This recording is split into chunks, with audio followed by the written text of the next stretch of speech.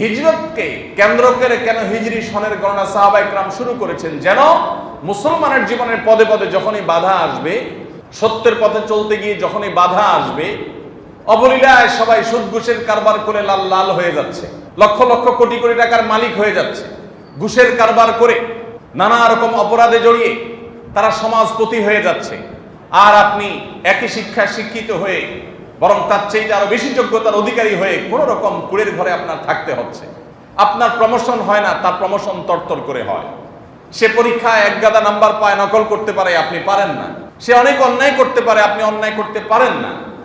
এই যে বাধাগুলো আসবে, এই বাধাগুলো যখন আসবে তখন হিজরত আমাদেরকে প্রেরণা যোগাবে, আমাদের পিঠে হাত দিয়ে আমাদেরকে সাহস দিবে, বলবে যে সামনে চলো, অন্যায়ের সামনে কোনো আপোষ করবে না, কোনো মাথা নত করবে না, কোনো ছাড় দিবে না। আদর্শ, ঈমান, তাওহীদের ক্ষেত্রে চুল পরিমাণ বিন্দু পরিমাণ ছাড় দেয়া চলবে না। তুমি সামনে চলো। মনে রাখবে, তোমার নবীর জীবনে এরকম বাধা এসেছে, তিনি আপোষ করেননি, তিনি সামনে চলেছেন। এরপরে তার জীবনে জয় এসেছে না পরাজয় এসেছে? হিজরতের পরের ইতিহাসটা আনন্দের ছিল, বিজয়ের ছিল। হিজরতের ঘটনা বেদনার থাকলেও এই বেদনার ইতিহাস থেকেই পরবর্তীতে আনন্দের, হাসির ইতিহাসের জন্ম হয়েছে। বদরে মুসলমানরা হাসে নাই? হাসে নাই? খন্দকে প্রথমে মুসলমানরা কেঁদেছেন, কষ্ট করেছেন, পরে হাসেন নাই? উহুদে মুসলমানরা কষ্ট করেছেন, ক্ষয়ক্ষতির সম্মুখীন হয়েছেন, কিন্তু চূড়ান্ত এবং শেষভাবে প্রিয় নবী সাল্লাল্লাহু আলাইহি সাল্লামকে হত্যার গুজব ছড়িয়েছিল মক্কা মুশরিকরা। তিনি সেই গুজবকে মিথ্যা প্রমাণ করে সাহাবীদের মাঝে ফিরে এসেছেন, সাহাবীদের আনন্দ ফিরে এসেছে, মক্কা বিজয় হয়েছে, গোটা বিশ্বের প্রান্তে প্রান্তরে ইসলাম পৌঁছে গিয়েছে। যে ইসলামের গলা চিপে ধরতে চেয়েছিল মক্কার মুশরিকরা, মক্কা থেকেই যেন বের না হয় সেই চেষ্টা করেছে তারা। মক্কাতেই যে ইসলামকে তারা দাফন করতে চেয়েছিল, সেই ইসলাম শুধু মক্কাতেই প্রস্ফুটিত হয় নাই। আজকে পৃথিবীর এমন কোন কাঁচা পাকা ঘর নেই, পৃথিবীর এমন কোন সিটি শহর নেই, পৃথিবীর এমন কোন জায়গা নেই যেখানে ইসলামের দাওয়াত, ইসলামের সৌরভ, ইসলামের গ্রাম সেখানে পৌঁছে নেই। যে ইসলামকে গলা চিপে হত্যা করতে চেয়েছিল মক্কার মুশরিকরা মক্কাতে, সেই ইসলাম গোটা পৃথিবীতে ছড়িয়ে পড়েছে না পড়ে নেই? যে হিজরত আমাদেরকে শিক্ষা দিয়েছে যে তোমার জীবনে বাধা আসবে, তুমি প্রস্তুত থাকো, কিন্তু খবরদার বাধায় তুমি ভেঙে গেলে চলবে না।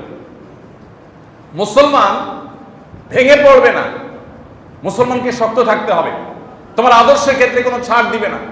অনেক ভাই ব্রাদার আছেন আমাদের, বলে ভাই ধর্মকর্ম করার আগে এত বিপদ দেখি নেই, এখন যখন ধর্মকর্ম শুরু করছি, নামাজ কালাম শুরু করছি, এখন দেখি একটার পর একটা বিপদ, ব্যবসা বাণিজ্যের অবস্থা খারাপ, বন্ধু বান্ধব সব পর হয়ে যাচ্ছে, যেখানে যাই শুধু বাধা। আমি বলি যে এটাই হলো আল্লাহ রাব্বুল আলামিনের কাছে আসার লক্ষণ। আল্লাহর কাছে যখন মানুষ আসে তখন আল্লাহ তাআলা তার পরীক্ষা করেন। আর যেগুলো আগে থেকে দূরে, out of syllabus, out of class, তার কোনো পরীক্ষা নেই।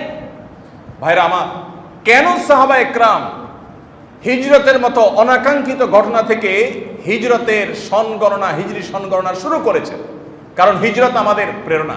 হিজরত আমাদের কি ভাই? প্রেরণা। হিজরত আমাদেরকে শিক্ষা দেয় যে হক যেখানেই কাজ করবে, তুমি একাও যদি হকের কথা বলো, তোমার সামনে বাতিল আসবেই। আমরা ফজর নামাজের সময় যখন মুয়াজ্জিন আজান দেয়, অ্যালার্ম দিয়ে শুই, আমরা ফজর নামাজে উঠার সময় আমাদের খুব আরাম লাগে না কষ্ট লাগে? কথা বলেন। ফজর নামাজে ঘুম ছেড়ে, আরামের ঘুম ছেড়ে উঠে মসজিদে যেয়ে নামাজ পড়তে আরাম লাগে না কষ্ট লাগে? সবার কষ্ট লাগে। আচ্ছা, কারণ কি? এমন কোন পাপ দেখাইতে পারবেন যে পাপ করতে মানুষের কষ্ট লাগে? সাধারণত যে কোনো পাপ করতে মানুষের কি লাগে? মজা লাগে, ঠিক না বেঠিক? আর যে কোনো ভালো কাজ করতে মানুষের কষ্ট লাগে না খারাপ লাগে? সাধারণত সাধারণত খারাপ লাগে, মন চায় না। এই যে যেখানেই হক আছে সেখানে কি আছে? বাতিল আছে। যেখানে আপনি ভালো পথে চলতে চাইবেন সেখানে বাধা আছে। এই বাধাটা কে দেয়? শয়তান দেয়, ইবলিস দেয়, যাকে আমরা দেখি না কিন্তু সে আছে। প্রত্যেকটা মানুষের পেছনে পেছনে আছে। আমরা এখানে যতজন মানুষ আছি সবার পেছনে কমপক্ষে একজন করে ইবলিস বরাদ্দ আছে। তার কাজ হলো আপনাকে কি করা?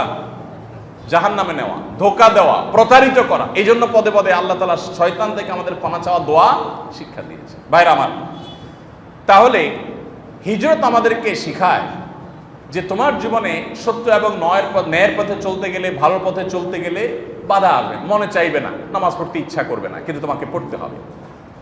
তোমার খারাপ দিকে যেতে মন চাইবে, কিন্তু যাইবে না তুমি। বাধা আসবে, কিন্তু বাধা তোমাকে ডিঙ্গাতে হবে, ওভারকাম করতে হবে। তাহলে কি হবে? নবী করিম সাল্লাল্লাহু আলাইহি ওয়াসাল্লাম হিজরতের যে প্রেক্ষাপট ছিল, মক্কাতে যে বাধাগুলো ছিল, সেগুলো তিনি ডিঙ্গাতে পেরেছেন, মাথা নত করেন নাই আদর্শের ক্ষেত্রে। আল্লাহ তাআলা তাকে চূড়ান্তভাবে বিজয় দিয়েছেন না দেন নাই? এজন্য ভাই, হিজরত আমাদের প্রথম যে শিক্ষাটা দিয়েছে সেটা হলো যে হক এবং বাতিলের দ্বন্দ্ব চিরন্তন। যে নবী করিম সাল্লাল্লাহু আলাইহি ওয়াসাল্লাম আল আমিন ছিলেন, বিশ্বস্ত ছিলেন তাদের কাছে, তিনি তাদের কাছে খারাপ হয়ে গেলেন যখন তাওহীদের দাওয়াত দিলেন।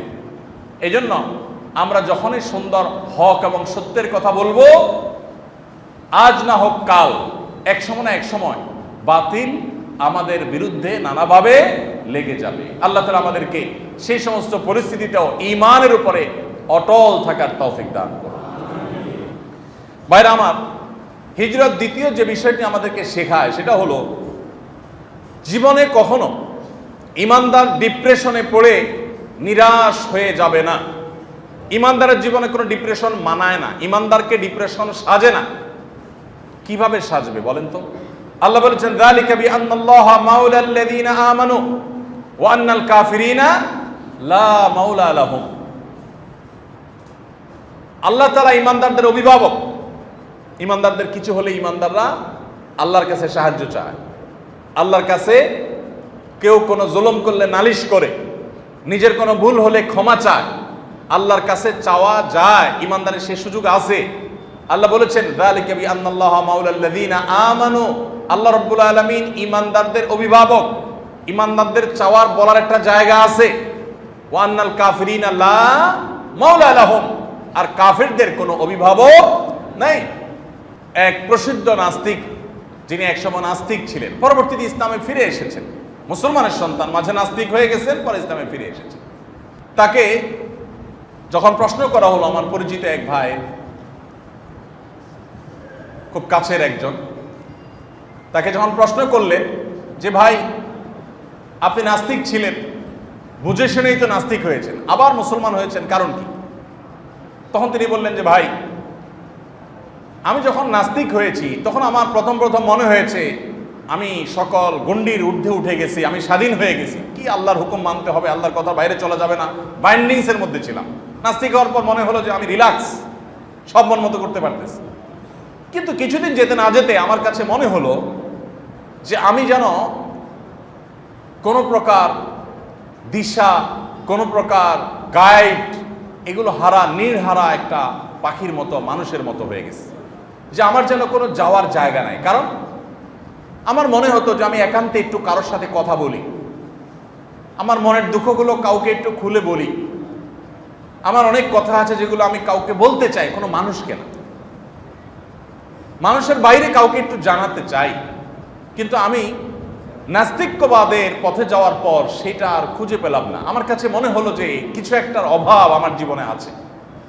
মুসলমানদের যেটা নাই, যে সে যখন কোনো বিপদে পড়ে ভোর রাতে উঠে তাহাজ্জুদের নামাজ পড়ে, সুন্দর করে ওযু করে তাহাজ্জুদ উত্তম রূপে পড়ে, এরপর সে দুহাত তুলে চোখের পানি ছেড়ে দিয়ে বুক ভাসিয়ে সে আল্লাহর কাছে কায় মনোবাক্যে তার অভিযোগগুলো, তার চাওয়াগুলোকে সে নিবেদন করে, এতে সে যে হালকা বোধ করে, এটা সে যে মানসিক প্রশান্তি পায়, এটা তো আমার জীবনে নাই। আমার কাছে মনে হচ্ছিল এই অভাবটা আমার জীবনে অনেক বড় অভাব, আমি সেজন্য ইসলামে ফিরে এসেছি। এই জন্য দেখবেন গোটা পৃথিবীতে যারাই নাস্তিক তাদের মধ্যে ডিপ্রেশন সবচেয়ে বেশি, এবং পৃথিবীর যেই দেশগুলোতে নাস্তিকের পরিমাণ যত বেশি তাদের মধ্যে আত্মহত্যার হার তত বেশি। বিশ্ব স্বাস্থ্য সংস্থা প্রতি বছর সারা পৃথিবীতে আত্মহত্যা যে মানুষ করে এটার বিভিন্ন হার তারা বের করে। ধর্মীয় বিশ্বাসের ভিত্তিতে আত্মহত্যার যে হার আপনি যাচাই করে দেখতে পারেন, প্রায় প্রতি বছরই আত্মহত্যার হার এবং প্রবণতা সবচেয়ে বেশি থাকে হলো নাস্তিকদের মধ্যে, কারণ তাদের আসলে যাওয়ার কোনো জায়গা থাকে না। মানুষ মাত্রই জীবনে বিপদ থাকবে, পেরেশানি থাকবে, নিঃসঙ্গতা থাকবে, একাকিত্ব থাকবে, সে কারোর সাথে কথা বলতে চাইবে, কারোর সান্নিধ্য চাইবে, কারোর আশ্রয় চাইবে। এটা মানুষের স্বকীয়তার মধ্যে, স্বভাবের মধ্যে আল্লাহ দিয়ে দিয়েছেন। যখন সেটা পাবে না তখন সে ডিপ্রেসড হয়ে যাবে। ইমানদার কখনো ডিপ্রেশনে ভুগবে না। হিজরত আমাদেরকে সেই শিক্ষা দেয়। কিভাবে দেয়? নবী করিম সাল্লাল্লাহু আলাইহি ওয়াসাল্লামের হিজরতের কথা একটু আগে আমি বলছিলাম। হিজরত তিনি করেছেন, এটা কোনো সুখের ঘটনা না যে মাতৃভূমি ছেড়ে তাকে চলে যেতে হয়েছে, কিন্তু তিনি চলে গিয়েছেন আল্লাহর নির্দেশে। আল্লাহ বলেছেন ঠিক আছে চলে যান, চলে গিয়েছেন। তিনি তো পাল্টা আল্লাহকে প্রশ্ন করেন নাই, আল্লাহ আমি তোমার তাওহীদের পথে দাওয়াত দিয়েছি, তাহলে আমার কেন যাইতে হবে এখান থেকে? তুমি কি পারো না ফেরেশতা পাঠায়া এগুলার সবগুলার সাইজ করে ফেলতে, শিক্ষা দিয়ে দিতে? আমি তোমার পথে মানুষকে আহ্বান করেছি, তুমি আমাকে সাহায্য করা দরকার, সেটা না করে তুমি নির্দেশ করছো যাও মদিনা, পালায় যাও, আরেক দেশে চলে যাও, নিজের মাতৃভূমি ছেড়ে চলে যাও। এরকম কোনো প্রশ্ন তো নবী সাল্লাল্লাহু আলাইহি ওয়াসাল্লাম আল্লাহকে নাউজুবিল্লাহ করেন নাই। তিনি আল্লাহর ফয়সালা মেনে নিয়েছেন। বাহ্যিকভাবে মনে হচ্ছে যে মুসলমান পরাজিত হয়ে গেছে, মক্কা থেকে হিজরত করে করে সাহাবীরা পালিয়ে পালিয়ে মদিনায় চলে যেতে হয়েছে, মনে হচ্ছিল যে পরাজিত হয়েছে। আসলে কি পরাজয়? এটা হলো বিজয়ের সূচনা মাত্র। হিজরতের পর থেকে মুসলমানদের আর পিছে তাকাতে হয় নাই। মদিনায় তারা এসেছেন, মদিনাবাসী তাদেরকে বুক উন্মুক্ত করে তাদেরকে আগলে রেখেছেন, তাদের জন্য তাদের সম্পদের অর্ধেক অর্ধেক দিয়ে দিয়েছেন, ঘর বাড়িতে জায়গা দিয়ে দিয়েছেন, পরিবারের সদস্য করে নিয়েছেন, আপন করে নিয়েছেন। নবী সাল্লাল্লাহু আলাইহি সাল্লাম মদিনা রাষ্ট্র গঠন করেছেন। এরপর বদরের যুদ্ধে মুসলমানরা বিজয়ের হাসি হেসেছে। ওহুদের যুদ্ধে সাময়িক গ্লানি এবং কষ্ট পেরেশানির মধ্যে পড়লেও চূড়ান্তভাবে মুসলমানরা পরাজিত হননি। এরপর একের পর এক অভিযানগুলোতে মুসলমানরা সামনে এগিয়েছে এবং একসময় যখন হুদায়বিয়ার সন্ধি হয়েছে তখনও মনে হচ্ছিল যে মুসলমানরা বোধহয় কাফেরদের সব শর্তগুলো মেনে নিয়ে বোধহয় তারা পরাজয়ের গ্লানিতে আছে। সাহাবীদের অনেকের মন খারাপ ছিল, অথচ সেই হুদায়বিয়ার সন্ধি থেকে আরেক বিজয়ের সোপান, আরেক বিজয়ের সিঁড়ি খুঁজে পাওয়া গেল। এর অল্প সময়ের ব্যবধানে মুসলমানরা মক্কা বিজয় করলেন। এমনভাবে বিজয় করলেন যে মক্কা থেকে তাদেরকে তাড়িয়ে দেওয়া হলো, যে মক্কা তাদের থাকতে দেওয়া হলো না, সেই মক্কা তারা শুধু বিজয় করলেনই না, অনেকটা রক্তপাতহীনভাবে, প্রায় রক্তপাতহীনভাবেই মক্কা বিজয় করেছেন এবং বীরের বেশে মক্কা প্রবেশ করেছেন, নিজের মাতৃভূমিকে স্বাধীন করেছেন। তাহলে ভাইরা আমার, হিজরত আমাদেরকে শিক্ষা দেয় ইন্না মাআল উসরে ইউসরা, ইন্না মাআল উসরে ইউসরা। নিশ্চয়ই কষ্টের পরে কি থাকে? কষ্টের পরে না। আল্লাহ কষ্টের পরে বলেন নাই, আল্লাহ বলেন নাই ইন্না বাদাল উসরে ইউসরা, আল্লাহ বলেন নাই। আল্লাহ বলেছেন ইন্না মাআল উসরে, নিশ্চয়ই কষ্টের সাথেই কি থাকে? সুখ থাকে। নিশ্চয়ই দুঃখের সাথেই কি থাকে? সুখ থাকে, সাথেই আছে, অ্যাটাচড। শুধুমাত্র দুঃখের সীমানাটা পার হতে না হতেই সুখের দেখা পাওয়া যাবে। এই জন্য ইমানদার যত কষ্টই থাকুক, ইমানদার অপেক্ষা করবে যে কষ্ট চিরকাল থাকবে না, এই কষ্ট চিরকাল অনন্তকাল প্রলম্বিত হবে না, হতে পারে না। অনেক ভাইরা আসেন, আয়েশা বলেন ভাই আমার জীবনে কষ্টের কোনো শেষ নাই, আমি জনম দুঃখী। অনেকে বলেন বাবার সংসারে কষ্ট করেছেন, অনেক মেয়েরা অভিযোগ করেন বাবার সংসার থেকে এসে বিয়ে হয়েছে, স্বামীটাও অমানুষ, তার সংসারে তার কষ্ট করতে হয়েছে। আনফরচুনেটলি স্বামীর পর ছেলে মেয়েগুলোকে নিয়ে আশায় বুক বেঁধে জীবন কাটাবেন, দেখা গেল যে পোলাপানগুলোও অমানুষ। অনেক সময় হয় না এরকম? এরকম মা বোনরা অনেক সময় আসেন, আমি তাদেরকে বলি বোন আপনার এই কষ্টের কোনো শেষ আছে নাকি নাই? তো উনি প্রথমে বুঝে উঠতে পারেন না। আমি বলি এই কষ্টটা কি একসময় শেষ হবে না অনন্তকাল চলতে থাকবে? তখন বলেন যে হ্যাঁ, মরে গেলে তো শেষ। তাই বলে হ্যাঁ, আপনাকে যারা কষ্ট দিচ্ছে তারা কষ্ট দিতে দিতে আপনাকে মেরে ফেলতে পারবে, এই তো, এর বেশি তো পারবে না। নিঃস্ব করে ফেলতে পারবে, এর বেশি তো পারবে না। এরপর আপনি যদি সবর করতে পারেন, ধৈর্য ধারণ করতে পারেন, আল্লাহর ফয়সালাকে মেনে নিতে পারেন, ঈমানওয়ালা হন, তাওহীদের উপরে প্রতিষ্ঠিত হন, তাহলে মৃত্যুর সঙ্গে সঙ্গে আপনার অনন্তকালের যে জান্নাতের নেয়ামত প্রাপ্তি শুরু হবে, সেটা কি আপনার এই স্বামী, আপনার এই ছেলে মেয়ে, আপনার শ্বশুর বাড়ির লোকজন, আপনার বাবার বাড়ির লোকজন যারা আপনাকে জুলুম করেছে জীবনভর, তারা কি আপনার আল্লাহর জান্নাতকে ঠেকাতে পারবে? তাহলে ইমানদার ডিপ্রেশনে ভেঙে পড়ার, নিরাশ হয়ে যাওয়ার কোনো স্কোপ নাই। কারণ আমার যত বিপদই আসুক না কেন, এই বিপদের এন্ডিং আছে, কখন না কখন এটা শেষ হবে এবং সুখ শুরু হবেই হবে। কিন্তু যার ইমান নাই তার তো আসার কোনো জায়গা। ধরেন একজন নাস্তিক, সে জুলুমের শিকার। মানুষ শুধু মুসলমানরা জুলুমের শিকার হয়, মুসলমান জুলুমের শিকার হয় না? মুসলমানের জীবনে বিপদ আপদ আসে না? ধরেন একজন আল্লাহর প্রতি অবিশ্বাসী মানুষ, তার জীবনে বিপদ আপদ এসেছে, জুলুম সহ্য করতে করতে সে মরে গেছে। তার এই দুঃখের শেষ হয়ে সুখের শুরু হবে এমন কোনো আশার জায়গা আছে? কেন নাই? যেহেতু ইমান নাই, মরার পরে জাহান্নাম। আর জীবনভর সে দুঃখ ভোগ করে গেছে, এর কোনো সান্ত্বনা আছে? আর ইমানদারের সান্ত্বনা আছে, আমার যত বিপদ হয় হোক, আমাকে একজনের কষ্ট দিচ্ছে, দেখ কত দিবে, আল্লাহ একদিন ওর বিচার করবেই করবেন। কোনো সন্দেহ আছে? কোনো সন্দেহ আছে? ফামান ইয়ামাল মিসকালা যাররাতিন শাররাই, যাররা পরিমাণ খারাপ কাজ করেছে, মন্দ কাজ করেছে, জুলুম করেছে, তাকে তার প্রায়শ্চিত্ত পেতেই হবে, মিস করবে না। আল্লাহ রাব্বুল আলামিন আহকামুল হাকিমিন, দুনিয়ার বিচারক, ভুল করে, আল্লাহ ভুল করেন না, আল্লাহর কোনো ভুল হয় না। সো ইমানদারের বড় একটা সান্ত্বনা হলো হিজরত। কেন সাহাবায়ে কেরাম হিজরতের ঘটনা থেকে হিজরি সনের গণনা শুরু করেছেন? কারণ হিজরত আমাদেরকে শেখায়, যখনই আমাদের বিপদ আসে, কষ্ট আসে, দুঃখ আসে, কঠিন সময় আসে, হিজরত এসে আমাদের কানে কানে বলে, মুসলমান খবরদার, তুমি ডিপ্রেসড হবে না, তুমি দুশ্চিন্তাগ্রস্ত হয়ে আশাহত হবে না, মনমরা হবে না। ওয়ালা তাহিনু ওয়ালা তাহজানু ওয়া আনতুমুল আ'লাউনা ইন কুনতুম মুমিনিন। ভাইরা আমার, তাহলে হিজরতের ঘটনা, আমাদের হিজরতের ঘটনার স্মরণ আমাদের জন্য উপকার আসে না ক্ষতি আসে? হিজরতের ঘটনা কি আমাদের উপকার করে না ক্ষতি করে? হিজরতের ঘটনা আমাদেরকে প্রেরণা যোগায়, শক্তি যোগায়, সামর্থ্য যোগায়, তাই না? হিজরতের ঘটনা আমাদেরকে দুঃসময়ে পাশে দাঁড়ায়। হিজরতের ঘটনার স্মরণ যখনই হবে, তখনই আমরা আবার ঘুরে দাঁড়াবার শক্তি, সামর্থ্য, শিক্ষা এবং স্বপ্ন দেখতে পারবো ইনশাআল্লাহ। কেন সাহাবায়ে কেরামের কাছে হিজরত এত গুরুত্বপূর্ণ? সবাই তো শুধুমাত্র আনন্দের ঘটনাকে স্মরণীয় করে রাখতে চায়। মুসলমানেরা তারা আনন্দের ঘটনা নয়, তাদের জীবনের একটা কঠিন ঘটনাকে, কঠিন একটা সময়কে তারা, প্রিয় নবীর জীবনের সবচেয়ে কঠিন সময়টাকে তারা স্মরণীয় করে রেখেছে, যাতে সেই কঠিন সময়ের স্মরণ মুসলমানকে সামনে এগিয়ে যেতে সাহায্য করে। আল্লাহ আমাদের প্রত্যেকের জীবনের পদে পদে হিজরতের শিক্ষা থেকে শিক্ষা গ্রহণ করে সামনে এগিয়ে যাওয়ার তৌফিক দান করুন। ভাইরা আমার, হিজরত আমাদেরকে শিক্ষা দিয়েছে যে কিভাবে কঠিন সময় সহজ সময়ে পরিণত হয়, একটা দুঃখের সময় কিভাবে সুখের সময় পরিণত হয়।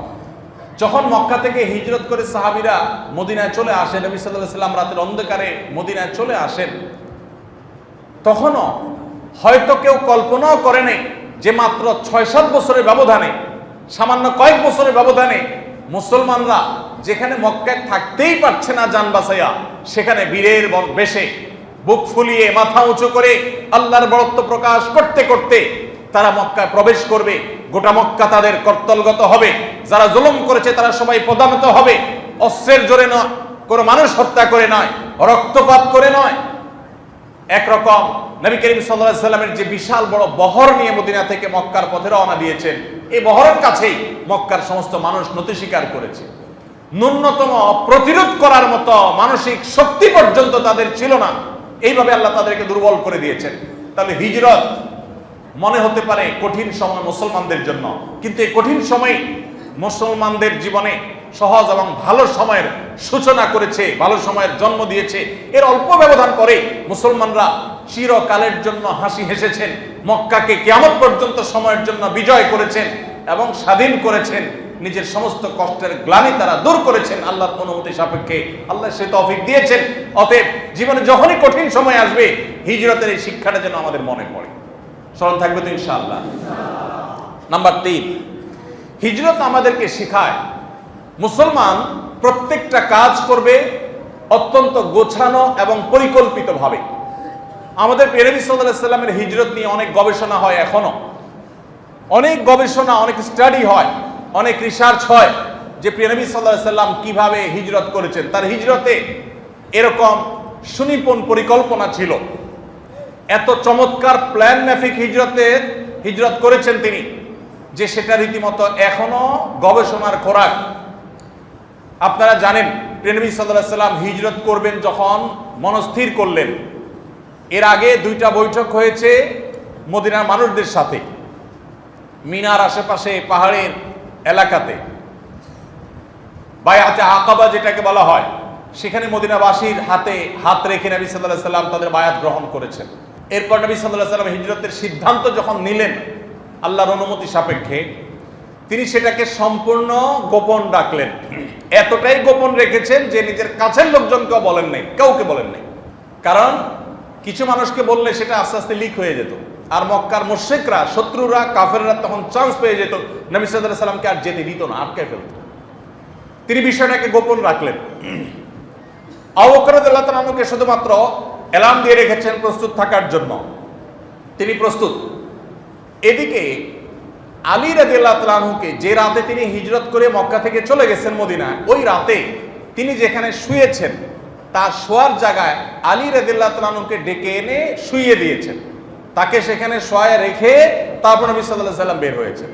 কেন করেছেন এটা? তার বিছানা খালি রেখে আসতে পারতেন, কিন্তু আরেকজনকে ডেকে এনে সেখানে কেন শোয়ালেন? যাতে করে মক্কার যে মুশরিকরা তাকে এতদিন ধরে গভীরভাবে পর্যবেক্ষণ করছে, মনিটর করছে, নজরদারিতে রাখছে, তাদের চোখে যেন ধুলি দেওয়া যায়, তারা যেন বিভ্রান্তিতে পড়ে যায়।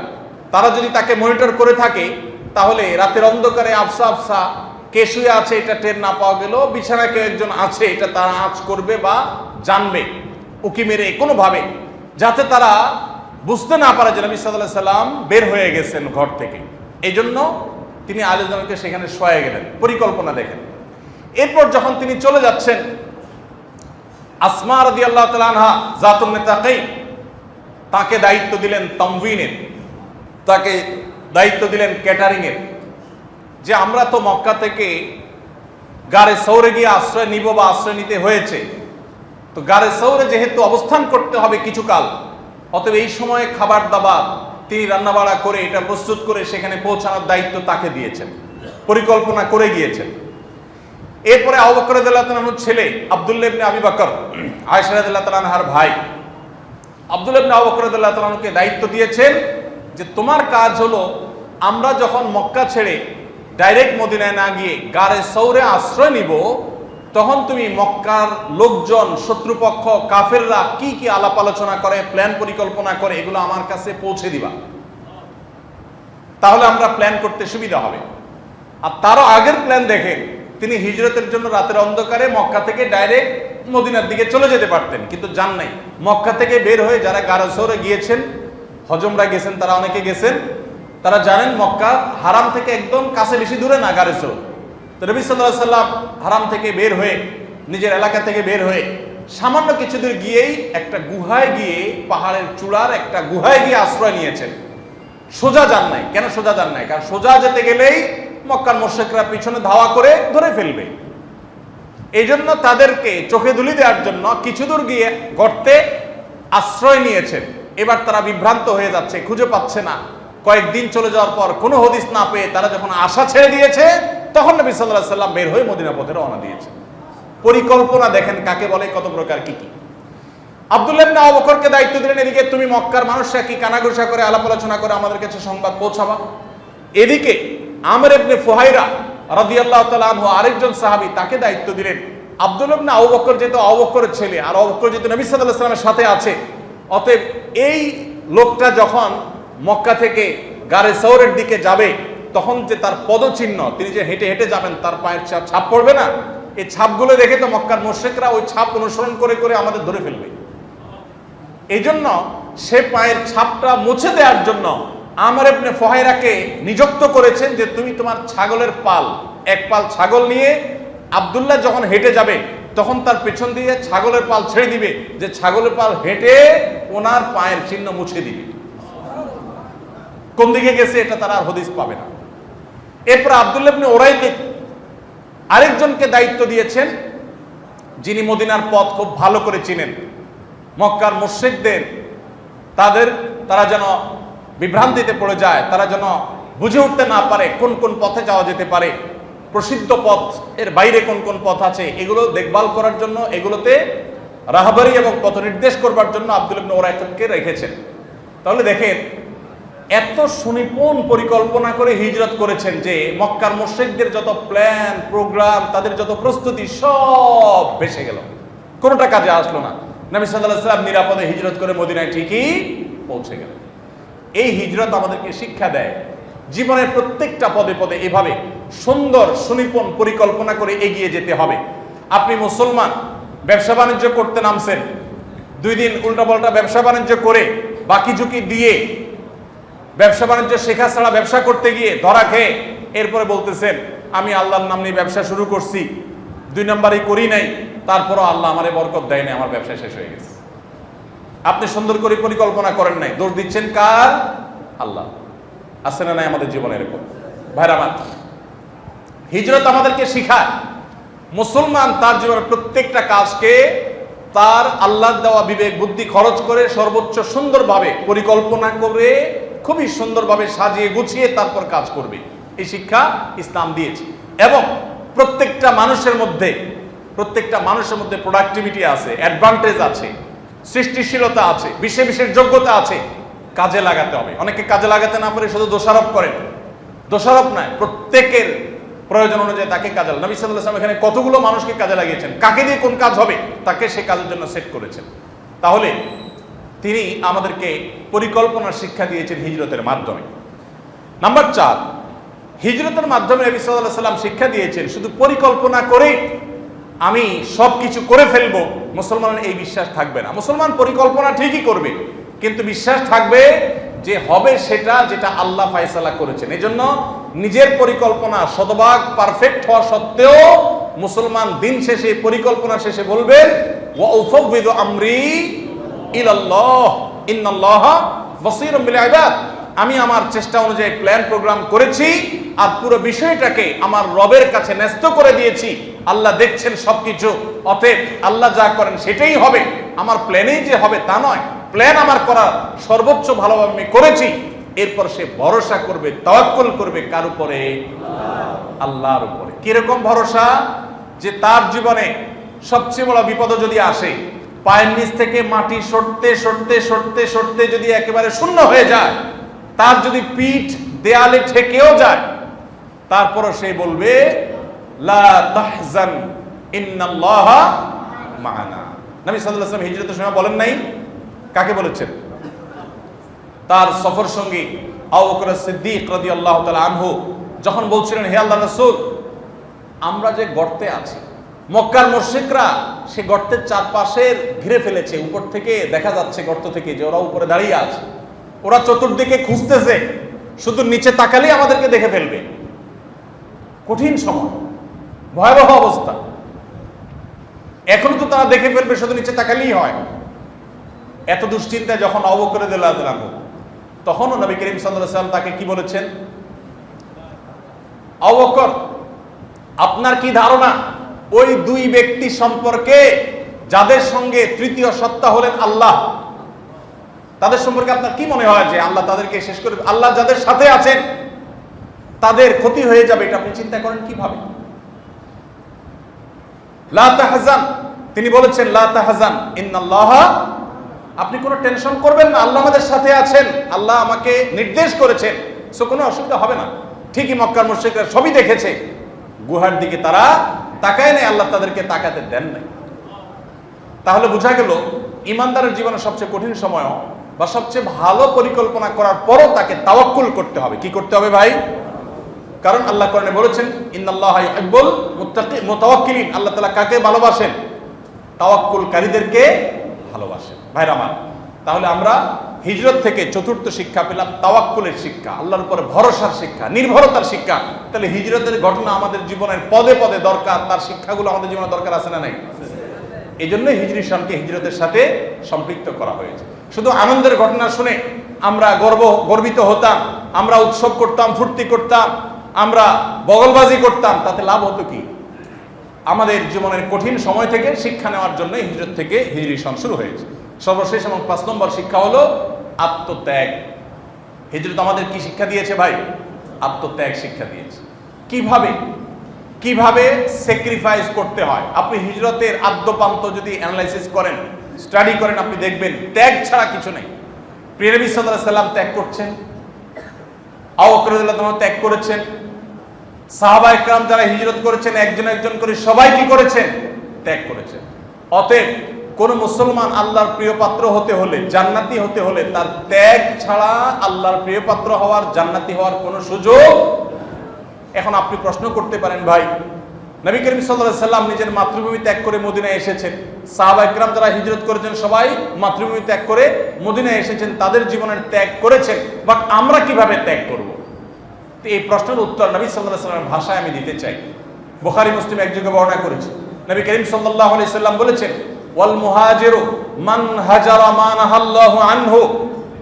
আল্লাহর কাছে মুহাজির ওই ব্যক্তি, শুধুমাত্র মাতৃভূমি ত্যাগ করলেই মানুষ হিজরতকারী হয় না, তারা তো হিজরতকারী আছেনই, এর পাশাপাশি আল্লাহ যা নিষেধ করেছেন সে নিষিদ্ধ বস্তুকে যে ব্যক্তি ত্যাগ করে আল্লাহর খাতিরে, মাতৃভূমি ত্যাগ করতে যেরকম মানুষের কষ্ট লাগে, দুঃখ লাগে, মন চায় না, তারপরে তাকে ত্যাগ করতে হয়, ঠিক একইভাবে কোনো হারাম, কোনো অন্যায়, কোনো অপরাধ, কোনো খারাপ কাজ এটা ত্যাগ করতে মানুষ চায় না, কিন্তু আল্লাহর জন্য যদি সে ত্যাগ করে, সে যদি স্যাক্রিফাইস করে, সে যদি ছেড়ে দেয়, এই ব্যক্তি আল্লাহর খাতায় মুহাজির হবে ইনশাআল্লাহ। তাহলে আমাদের মুহাজির হওয়ার সুযোগ হারাম কাজ বর্জন করার মধ্য দিয়ে। আপনি সুদ ঘুষের কারবার করতে পারেন, সবাই করে লাল হচ্ছে, বাট আপনি করছেন না, ত্যাগ করছেন। এই যে স্যাক্রিফাইস করছেন, এটাই হলো আপনার হিজরত। এটাই হিজরত শব্দের অর্থই হলো ত্যাগ, এটাই হলো আপনার স্যাক্রিফাইস। মুসলমানের জীবনটাই হবে স্যাক্রিফাইসের, বিনিময় লাভ করবে অনন্ত অসীম কালের জান্নাতের।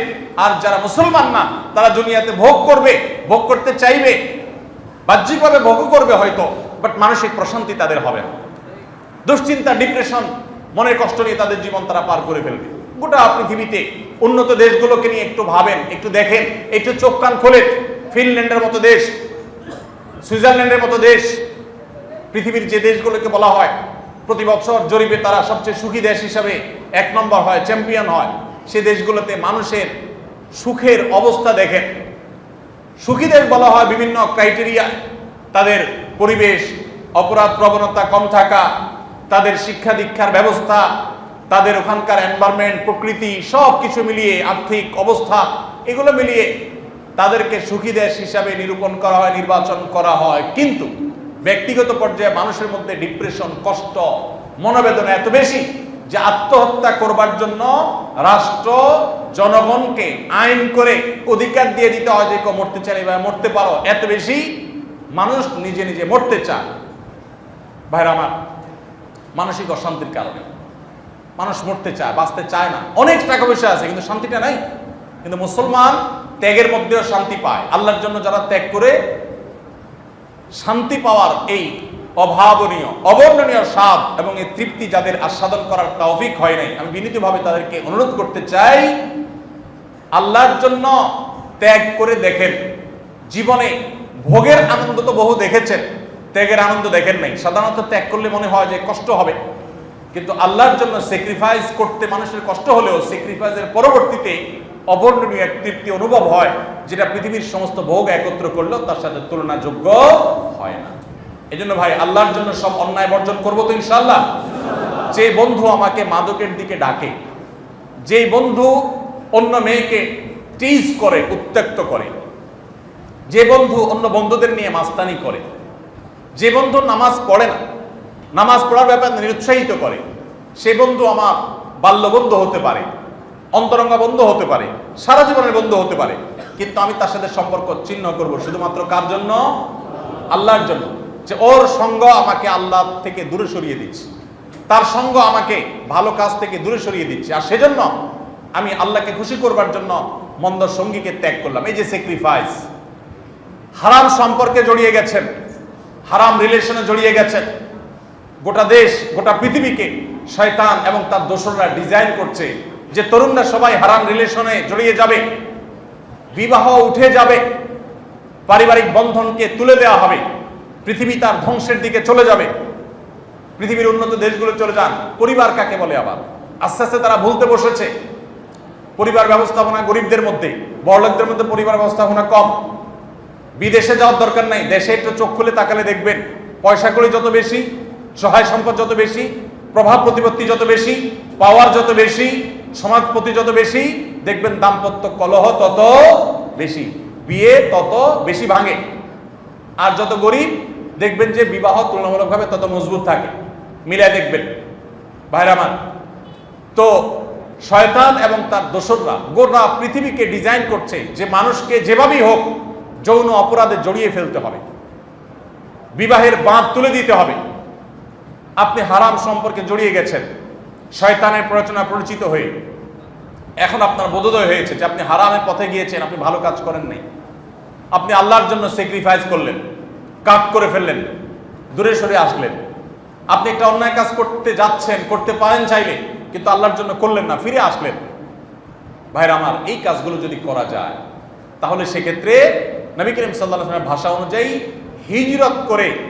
হিজরত করে মানুষ যে মর্যাদা পায়, আল্লাহ রাব্বুল আলামিন আমরা এরকম আল্লাহর জন্য হারাম কাজগুলো যেগুলো করতে আমাদের অনেক লোভ হয় সেগুলো যদি ত্যাগ করতে পারি, আল্লাহ রাব্বুল আলামিন আমাদেরকে মুহাজিরের মর্যাদা দান করবেন ইনশাআল্লাহ। সবাইকে মুহাজিরের মর্যাদা চাইতো ইনশাআল্লাহ। আল্লাহ তাআলা আমাদের সবাইকে মুহাজিরদের মতো মর্যাদা অর্জন করার তৌফিক দান করুন।